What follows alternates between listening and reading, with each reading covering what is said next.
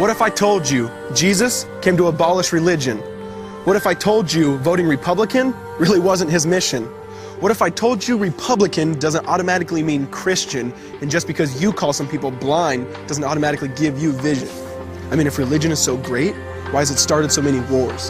Why does it build huge churches but fails to feed the poor? Tell single moms God doesn't love them if they've ever had a divorce, but in the Old Testament, God actually calls religious people whores. Religion might preach grace, but another thing they practice. Tend to ridicule God's people. They did it to John the Baptist. They can't fix their problems, and so they just mask it, not realizing religion's like spraying perfume on a casket. See, the problem with religion is it never gets to the core. It's just behavior modification, like a long list of chores. Like, let's dress up the outside, make it look nice and neat. But it's funny, that's what they used to do to mummies while the corpse rots underneath. Now, I ain't judging. I'm just saying, quit putting on a fake look. Because there's a problem if people only know that you're a Christian by your Facebook. I mean, in every other aspect of life, you know that logic's unworthy. It's like saying you play for the Lakers just because you bought a jersey. See, this was me too, but no one seemed to be on to me.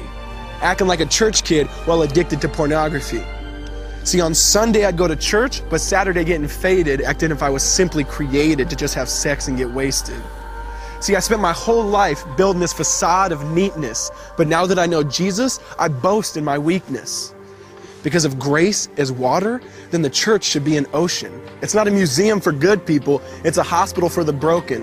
Which means I don't have to hide my failure, I don't have to hide my sin. Because it doesn't depend on me, it depends on Him. See, because when I was God's enemy, and certainly not a fan, He looked down and said, I want that man. Which is why Jesus hated religion, and for it He called them fools. Don't you see so much better than just following some rules? Now let me clarify. I love the church, I love the Bible, and yes, I believe in sin. But if Jesus came to your church, would they actually let Him in? See, remember He was called a glutton and a drunkard by religious men. But the Son of God never supports self-righteousness, not now, not then. Now back to the point, one thing is vital to mention. How Jesus and religion are on opposite spectrums. See, one's the work of God, but one's a man-made invention. See, one is the cure, but the other's the infection. See, because religion says do, Jesus says done. Religion says slave, Jesus says son.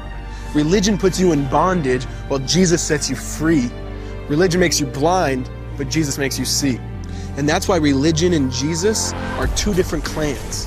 Religion is man searching for God. Christianity is God searching for man. Which is why salvation is freely mine, and forgiveness is my own. Not based on my merits, but Jesus' obedience alone.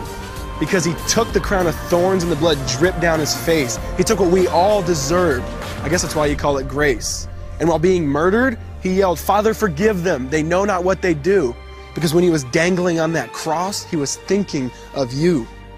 And He absorbed all your sin, and He buried it in the tomb, which is why I'm kneeling at the cross saying, come on, there's room. So for religion, no, I hate it. In fact, I literally resent it. Because when Jesus said, it is finished, I believe He meant it.